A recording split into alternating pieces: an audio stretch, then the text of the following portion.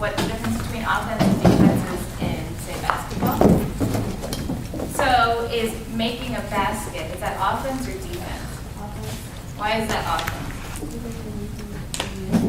Right, so it is a reason that it is something that is contributing to your winning. So what would a block be in basketball? Defense. Why is it defense? Because you have to be the other side to. Okay, so can you explain to me what offense and defense would be in terms of faith? Offense would be the reason to vote for you, and the defense would be the reason to vote. Perfect. Is it, okay, did everyone understand that and understand the analogy to sports or basketball? Okay, so today we're going to talk about the most awesome, most powerful, and coolest defensive argument ever. If you can make this argument, I promise you, there is no way your opponent can win if you do it correctly. And if you thoroughly understand how to make this argument, you will be better at articulating this sort of argument than 99% of debaters. Before we should go into the detail of what this argument is, it takes a while to say. It is a pretty large argument to articulate. So it'll take up a lot of your time. What is important about this is that, yes, it takes up time, which means you should only be making this argument in particular areas of an argument. You don't want to be making this argument in random parts of the flow. Just like if you were boxing, you wouldn't want to give a really hard punch to someone's bicep. Instead, you want to use this argument in choke points of the case, in places of the case that they absolutely have to win. That'll give the argument the most teeth, because you're not making an argument for why you're winning, you're making an argument for why they can't win. So to get the most out of the argument, you should do it in the most vulnerable, important parts of the case. Meaning, you would rather want to punch the case in the throat than the bicep. Right. So even though this argument is really awesome, and if you can do it well, then you will have a phenomenal time in round, it is still a defensive argument, which means that you still cannot win off of it, even if your opponent loses it or concedes it. And so, because you have to make this really cool, really important argument at the most important part of the case, you have to think about the case you're responding to in a, as we said earlier, a non-linear fashion. Can anyone explain why? You. By thinking non-linearly, you're thinking about the most important things instead of the way that the order in which they were uttered. So you're talking about like making sure that you attack the most important parts of their case with this argument, because you don't want to like use this extremely long argument for like little stuff. Yeah, what I like about that answer is that it points out that when you are trying to make arguments attacking the most important part of the case, that should have priority. Not the first argument uttered, but the most important argument uttered. Can you repeat what she said? You said that you want to go in a nonlinear fashion so that you can explain the most important arguments first, and not just leave them off because you ran out of time. Okay. So this argument, this behemoth argument, is called the sophisticated no warrant argument. Can anyone explain what they think a no warrant argument is? Orange, reddish jacket in the corner there. So that means that you don't, like, you just state your claim, but you don't put in, like, evidence, I guess, to support it? So that could be one kind of no warrant argument, but in general, first, does everyone know what a warrant is? What is a warrant, people? Reasons or justifications, and oftentimes that does take the form of evidence. Now, let's discuss why it's necessary to have reasons or justifications or evidence. Can I just stand up in a debate round and say, I affirm because deadly force is great, and then I sit down and that's all I have to do to affirm? No, why can't I just say that? It's not warranted. And why is it important to have a warrant? Because it tells you why your claim is correct. Tells you why your claim is correct, blue shirt in the back. Yes. It's why you're saying that. So why is it important to give a justification? To show that you're not the only one who thinks deadly force is great, and that there's more people who actually do, and that it's relevant, I guess. Maybe to prove credibility. Okay, so it is the difference between me just saying things, me giving my opinion, and me actually proving something, which is what debate is about. You want to prove the resolution true. You want to prove the resolution untrue. You want to prove something about deadly force that makes it morally permissible or impermissible. Debate would be meaningless and the silliest activity ever if we could just stand up for the entirety of speech time and just say things. So debate requires, by its very nature, that things are fully justified. What this means is you can take advantage of this feature of debate. If an argument is not fully justified, then it isn't functional to prove anything true. And if that argument isn't being sufficiently justified and is not proving the argument true, then how can they win off of that argument? So, can someone repeat back to me what I just said? Blue, white. The argument needs to be fully justified so you can prove that what you're saying is actually true and not just something you made up. And why is that important? Because if you just made it up, then there's no reason why that's important in the round or has any impact. Okay. Did everyone understand that? All right. So now we're going to, so like any debate argument, this type of argument has a particular structure. And this structure is extremely important for this argument to have any sort of validity when articulated in the round. The first part, and the most obvious part of this structure, is pointing out the missing step in logic that the argument, well, is missing. So can anyone explain or try to explain what that would look like with any kind of argument?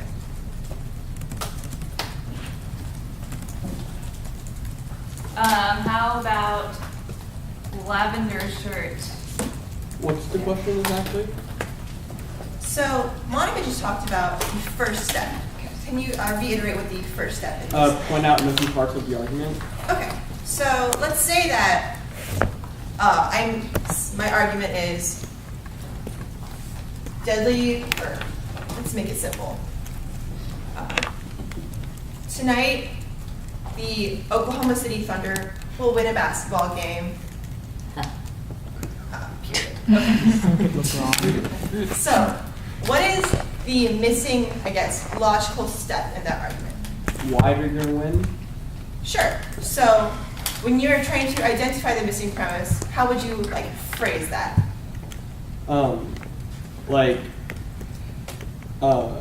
Without knowing why you're going to win, there's no reason to actually believe you're going to win because since there's no warrant, there's no reason that their argument's valid, any more valid than any argument I would just make. Okay, good. Well, what I do like about that is that you're pointing out that something is missing, but you don't want to just say that. And I guess that's the rest of the warrant argument we're going to explain. But, so the thing about Emily's example is that it is one sentence, so it's pretty clear how to pick out what is missing. The thing about debate, though, is that arguments are articulated in multiple sentences for 6 minutes long. So, you don't want to just stare at an argument and think, there must be something missing here. What is a better approach to seeing whether there is a logical step missing in a string of sentences?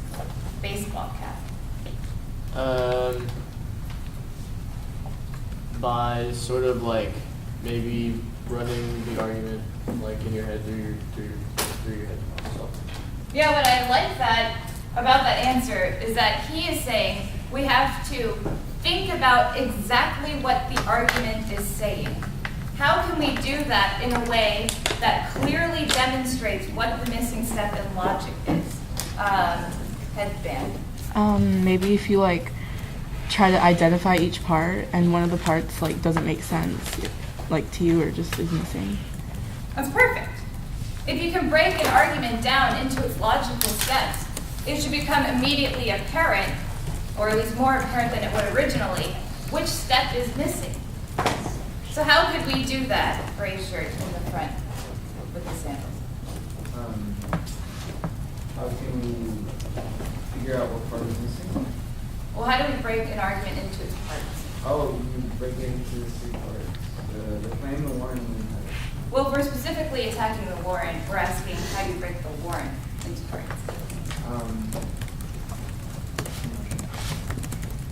Can anyone help it?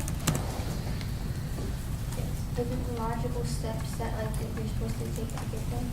Perfect. Can you repeat that back? Logical, to look at the logical steps you take to get there. Yeah. So when you're trying to find a missing justification in a warrant, you break a warrant down into its logical steps. That does not mean that every sentence is a logical step, and that also doesn't mean that the logical steps are in the logical order. Rewind. That doesn't mean that the logical order of the argument is the same as the order in which the sentences in the warrant are articulated. This requires thinking about what the argument is trying to say, and then isolating the parts of the argument that logically prove what that card or what that warrant is trying to say. So, can you explain that back to me? That the logical order of the arguments isn't necessarily present in the warrant, so you need to break it down into its logical steps and order them for yourself to see where the step is missing. Right? Perfect. Can you run the next? Okay. So once you break an argument down to its parts, and once you find the missing step in logic, you can say the first part of this argument, which is isolating the missing premise, or pointing out which 2 premises are joined together by force, but are actually missing a necessary middle premise. So the next step in this sophisticated no warrant argument is to give your no warrant argument the warrant, which is why is that missing premise necessary for their argument? Can anyone maybe kind of explain what they think that means?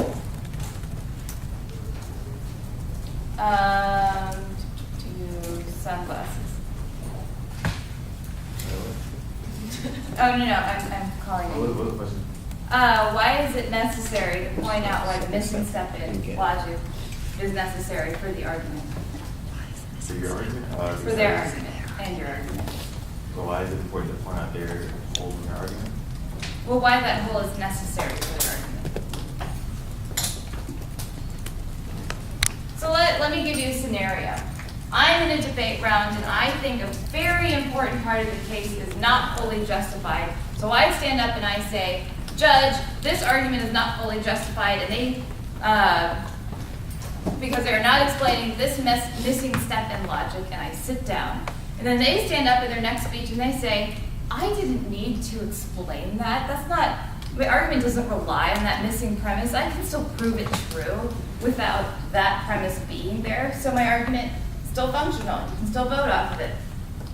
I want to make sure that I preclude my opponent from doing that, because I can guarantee you 100% of the time, if you don't explain why that missing step in logic is not necessary, they're going to say it's not necessary because they know they have to win that argument. So, can you repeat that back? Okay. So basically, you need to get out there and point out the hole in their thing and prove why it's necessary to be there. And if not, then they're going to get out and say it's not necessary. And it's going to be an argument. Okay, let's get one more person to explain that back to me. Person in the black shirt sitting next to Wax. So, you want to do this so you can preclude your opponent from saying that here's the, I don't need this premise to have my argument be functioning? Yes, that is, yes. You do want to preclude your opponent from saying, what did he say? I don't need to prove. I don't need that premise. Yeah, you want to preclude your opponent from saying, I can still prove the argument true even without that missing premise. And that is why the second step is necessary. So let's go over the steps that we have gone through. What is the first step to a sophisticated no-warrant argument? Anyone? Good. What is the second step? Break the line bounds and allow all steps to take the and show what's missing. So that would be a way, that would be the best way to do the first step, right? Because the first step is identifying what is missing. But what is the second step that we just articulated? Isolating the missing premise. Yes. Say why, or give reasons why the missing premise precludes that the premise isn't needed. Good. So can someone repeat what he just said?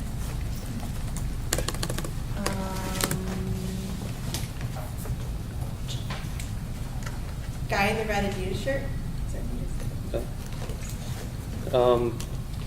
Explain why that missing warrant they don't have is important, because you're trying to make it so the opponent will argue afterwards on, like. Yeah, that's pretty much correct. So the first step is to articulate or identify what premise their argument is missing. And the second step is to explain why your opponent needs that premise in order to prove the argument true. Did everyone catch that?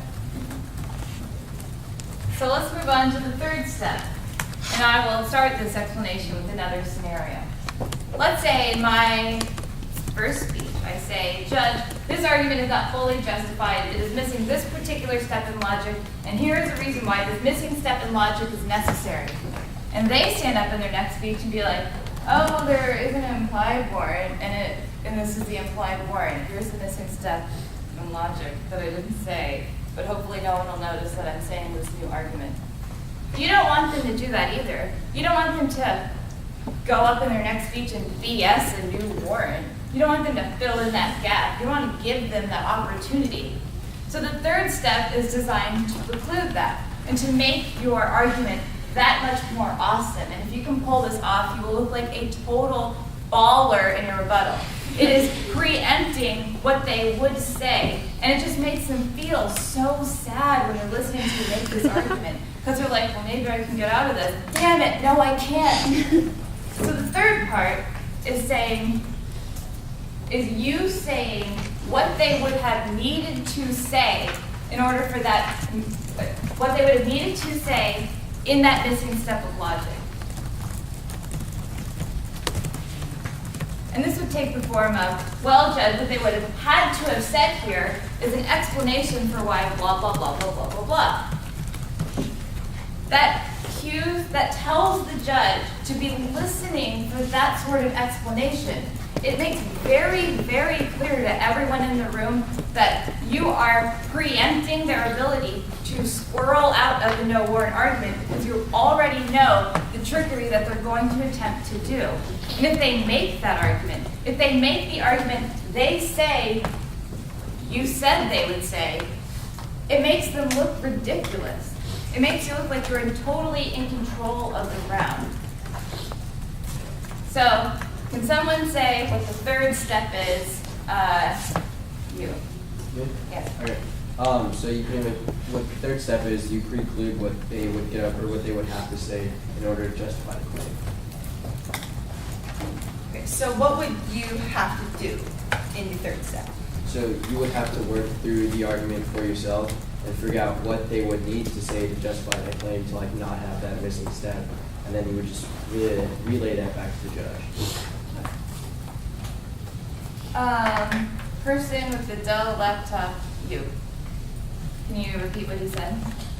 That they would have to, that they would have to explain to the judge what exactly they would need in that one argument in order for the case to be valid. Before they have to say before they can. Yes, so you want to say what they would have needed to have said for the warrant to be complete, which is extremely strategic because, as you said, that precludes them from trying to make that argument in the first place. Did everyone catch that? Okay. Does anyone have any questions about anything that we have talked about so far? Okay. You want to do this? The fourth step, and the one that really seals the deal, is the step where you respond to the argument they would have had to have made for the warrant to be complete. Now that's a little abstract. So let me give you another scenario. I stand up and I give my no warrant argument where I say there's a missing step in logic. They are flowing, preparing for their next speech as I'm saying this, and they say, well, maybe I can argue that it's not necessary, and so I can still win up to this warrant. But then I say, you know what, this missing step in logic is absolutely crucial for them to win this argument. It is necessary for the warrant to be proven true. Then they say, well, damn it, maybe I can squirrel out of this argument and say, oh, random warrant for why that missing step in logic is true. But then I say, Judge, what they would have had to have done is said this, but they didn't. And then they say, well, damn it, what am I supposed to do? Maybe I should just say it anyway, and maybe no one will notice. But the next thing I do because I really want to win that this argument has no warrant, because it is at the choke point of the case, it is a punch to the throat. What I'm going to do is not only explain what they would have had to have said, but argue why, even if they did say it, even if they try and explain it, here's why that missing step in logic isn't true anyway. So I respond to the missing link that isn't there, covering my ass. So either the warrant isn't there and they lose the argument, or they try to make the warrant and they still lose the argument because I'm responding to that missing link. So let's use the OKC example. Say your opponent just said, Oklahoma City will win tonight. What would be the first thing that you would say to this argument when you are trying to make the sophisticated no warrant argument? Good. Did everyone hear that? Yes. Can you say that a little bit louder? Can you give me a reason why they should win? Okay, so what is the second step then to the no warrant argument? You right here. Explain why the missing warrant is important. Okay, so use that in conjunction with the. And why we need it. Okay, good. So use that in conjunction with the example we're talking about the basketball team. Oh, okay. What did you say again? She identified the warrant that was missing. Okay.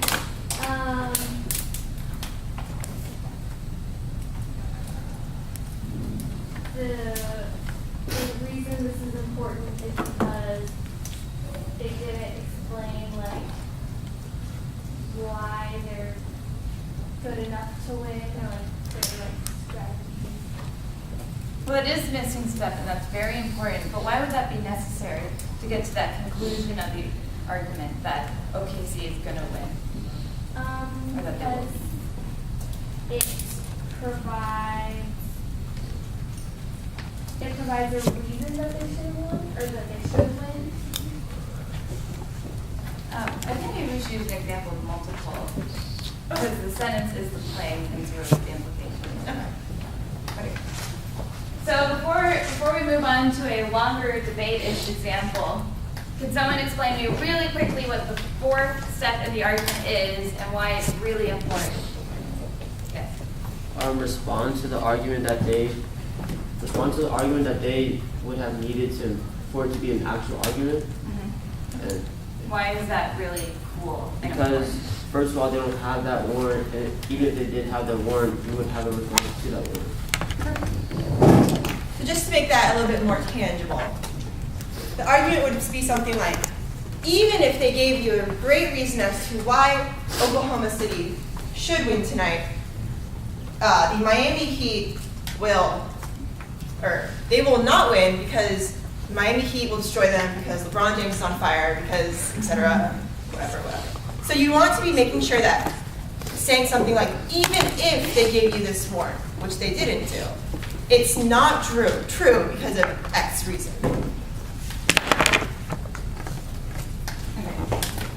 So we're going to do a longer debate example because this is debate camp. Okay, so I'm going to read you an argument and you're going to write it down. And I don't want to hear that you didn't hear the argument and you don't understand it or you don't know what it says because you didn't write it down.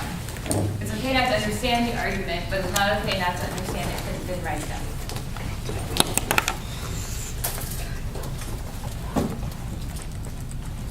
So put your hand on your head if you're ready to write.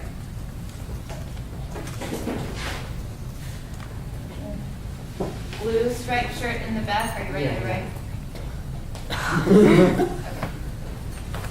When I say this to you, you should be doing what you should do from now on in debate, which is thinking about the logical steps in the argument and being critical of whether or not there is a missing step in justification in the warrant. What debaters tend to do is assume that the argument is right and your job is to prove it wrong. What you should instead do is assume that it's not right until it meets your threshold for rightness. So you should be constantly criticizing why when you hear the argument. So here is the argument. The affirmative is the key internal link to cultural spillover to solve patriarchy. Heberle writes, when women who are battered act violently in self-defense, it becomes news. An innocent woman being victimized who strikes back and happens to kill her abuser. Encouraging stories of success, prevention, and resistance leads to the general deconstruction of identifications of women with real sexual vulnerability and men with real sexual power. Therefore, the use of deadly force as a response to repeated domestic violence solves patriarchy.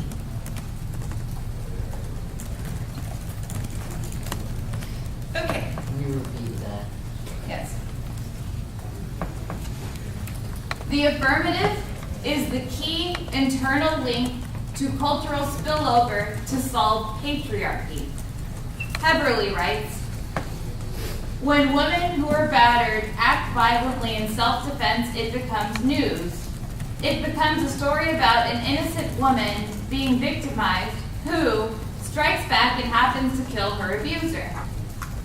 Encouraging studies of successful prevention and resistance lead to the general deconstruction of identifications of women with real sexual vulnerability and men with real sexual power.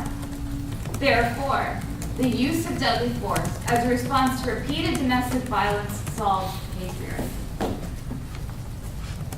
Can someone identify the claim of this argument for us? Yes. The affirmative is the key link to solving the patriarchy. Does everyone, to clarify, does everyone know what patriarchy is? No. So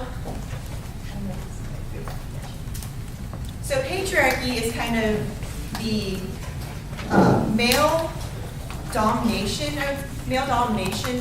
over woman, over many different. Is it just women? Well, it is a structure of thinking and of power that is male or masculine, although not necessarily male, but I guess for the purposes of this card, male, that leads to the subjugation and justifies the subjugation or removal of power or the subordination of women, the feminine, the not masculine. This takes the form of, laws that disenfranchise women, like women can't vote. That would be an example of a patriarchal law. Or this can take the form of ways we think about the sexes. Like we assume sometimes that women are weaker, we assume that men are stronger. Sometimes people assume that women are dumber and assume that men are smarter. Those are patriarchal forms of thinking. Would you like the exact definition? You can read it if you like. A form of social organization in which the father is the supreme authority in the family, clan, or tribe, and descent is reckoned in the male line with the children belonging to the father's clan or tribe. Okay, so with that in mind, someone. I think you want definition number 2. Thank you. Someone tell me what the claim is. You said you wrote it down for me, so someone tell me what the claim is. Affirming and using deadly force is the key to solving patriarchy. Key to solving patriarchy. Before we break the argument down into its premises, someone explain the warrant. What is the warrant saying? Baseball cap. Battered women strike back, or when battered women strike back, it makes news, and that news goes out and it makes it seem like that an innocent woman strikes back against like male domination over that woman, and that women have like a real sexual vulnerability, and males have real sexual power. Is that what the argument is saying? Oh, okay, no. All right, so the warrant stops where it starts talking about like vulnerability and power, I guess. Can someone help him out? It leads to the decomposition of the idea that women are sexually weaker and men are sexually stronger. What do you mean by decomposition? As in, since it becomes news, the society doesn't perceive that as true anymore. So it solves for the cultural thought that we live in a patriarchal society. Okay, so baseball cap, can you explain what you think? Yeah, okay. So that decomposition that happens there is like when Well, let's use the word in the card, which okay. is deconstruction. Deconstruction. I thought it was decomposition too. Alright, so that deconstruction happens when when a woman strikes back against a male, and that makes news, and then that news makes it seem that women are fighting back against male patriarchy. In what way? So what is it? What does the card say that this leads to? I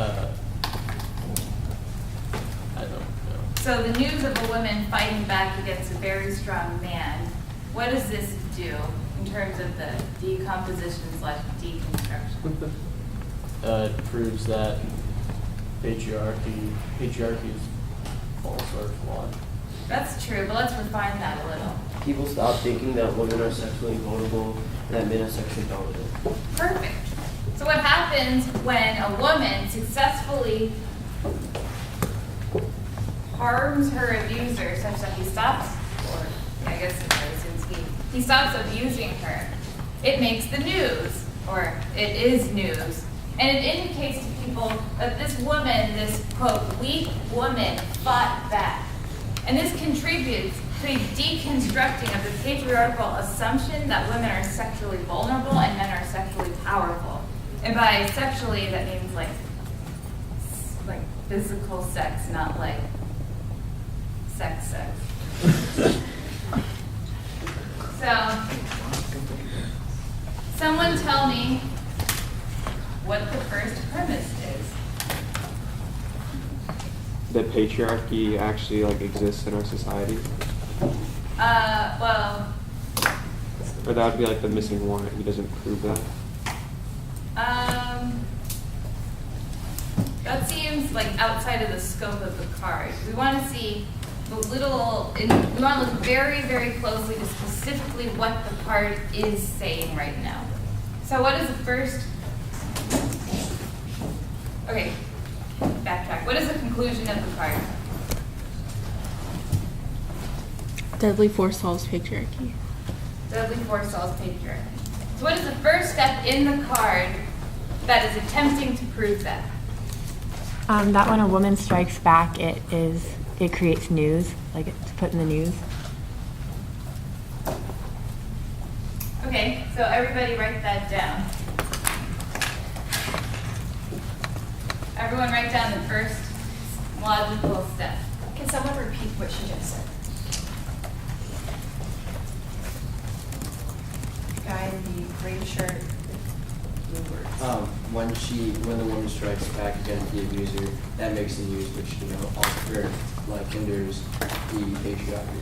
No, that's what the argument says. We're asking what the first premise of that argument is. That she retaliates and it makes the news. Yes. So can you say that louder? That she retaliates against the abuser and that makes the news.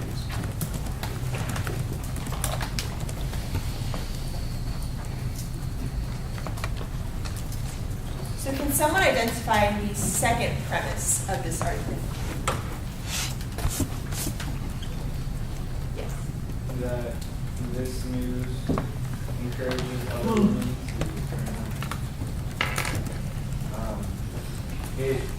it sparks the thought that maybe men don't have real sexual power over women.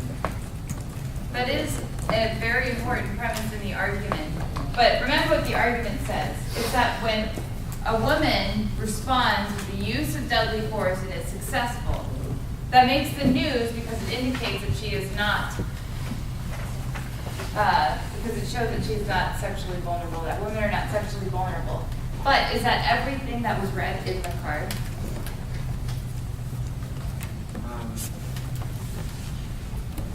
That this potentially, or this ultimately destroys the idea of patriarchy.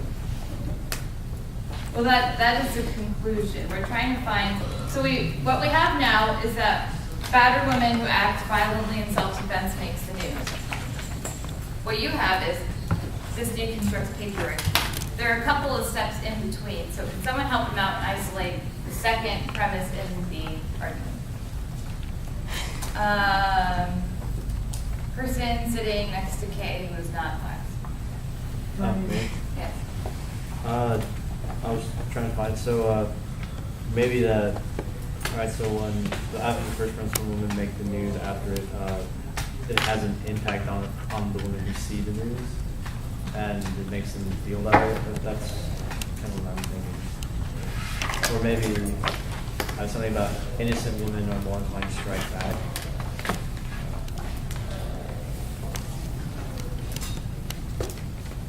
Can you say that louder, actually? All right, so the main one that I really think it is that after they see it on the news, then it has a psychological impact that they don't have to be dominated anymore.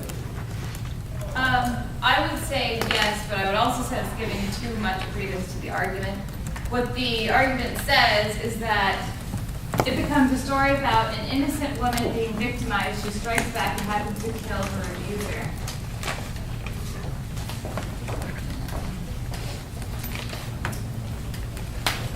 So I think that you all are being the smart kids that you are and trying to insert some sort of warrant that actually wasn't in the card. Do you want to read the actual card one more time? Yeah.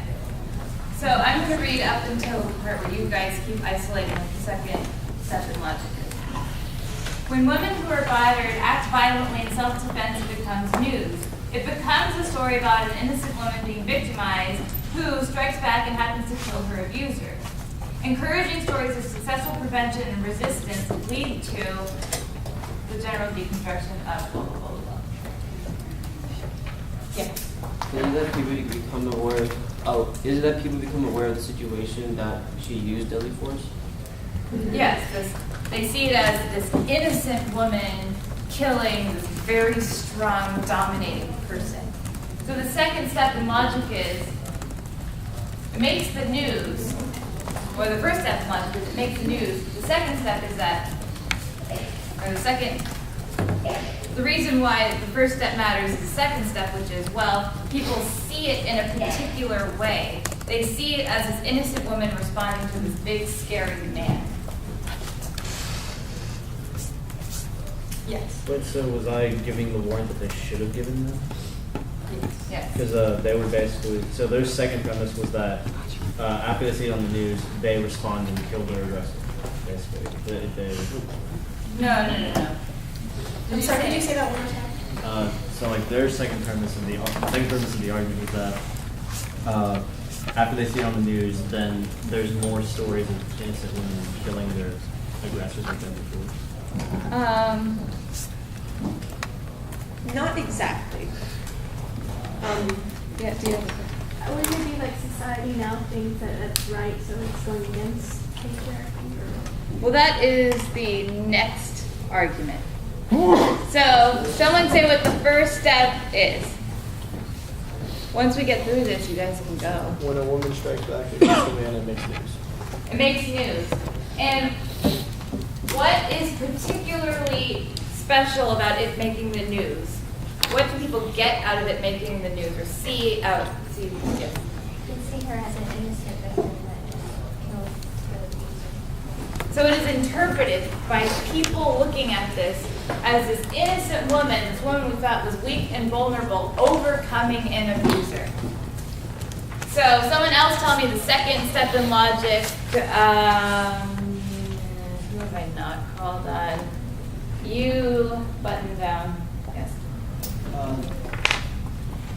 The women are bad at the straight back. Can someone tell him what the first and second steps in logic are? What is the first one? Women retaliate against the abuser and the Okay. So someone tell him what the second step in logic is. Yes. People see it as an innocent woman overcoming a more powerful man. So the first logical step is sort of particularized in the second one, because the second one is saying the reason why it's significant that it makes the news is the way in which the relationship between the abuser and the abused is portrayed. So now, tell me what the last and conclusive premise of this argument is.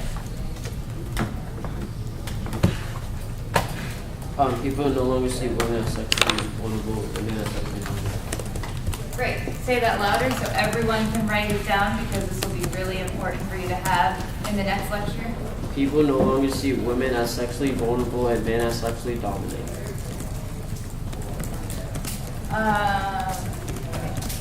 So Chris, can you say that out loud?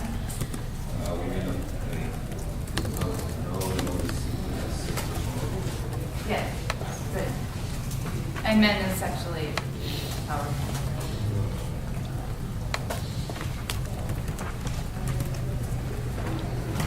And so the debater concludes from this card, therefore, the use of deadly force as a response to repeated domestic violence solves patriarchy. So let's clarify what that statement means. What do y'all think solving patriarchy entails? Like solving the problem of patriarchy? That's obligatory? I'm sorry? That's obligatory? Not what it calls us to do, but what is entailed in solving, what is required to solve patriarchy. Think about literally like what it means. To get rid of it. To see women and men as equals. See women as men and men as equal. It solves oppression. Mm-hmm. Patriarchy is bad, and you feel firm you're doing a good thing for women. But that is what the argument is saying, yes. Okay, so think about what Emily just asked you and hold on to the premises that you just wrote out. If you come back and they're gone and we have to go over this again, it'll just be that much more boring for you. So hold on to it. We are going to be using this to model what a badass no warrant argument looks like. And now you can go to that. Before you all go to lab, sorry, really fast. I have your day 3